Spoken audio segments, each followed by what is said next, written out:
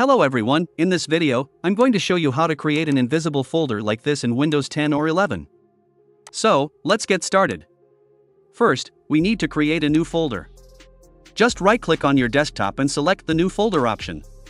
Easy peasy, right? Now, right-click on the folder and hit rename. Now, you can either type Alt+0160 on your keyboard or simply copy and paste an invisible character. Don't worry, I will show you how to get that character. Head over to the search bar and type in character map.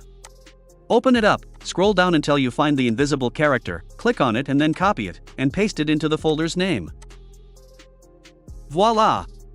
The title vanishes into thin air. Now, we want this folder to be completely invisible. So, let's make its icon disappear too. Right-click on the folder, open Properties, then head to the Customize tab.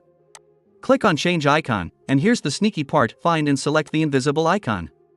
Apply the changes, and boom! You have just created your very own invisible folder. Now, why is this so cool? Well, imagine having a secret folder right on your desktop where you can store all your sensitive data, passwords, and personal files. And there you have it. If you found this video helpful, make sure to give it a thumbs up and hit that subscribe button for more tech tips and tricks. Until next time, take care and stay safe.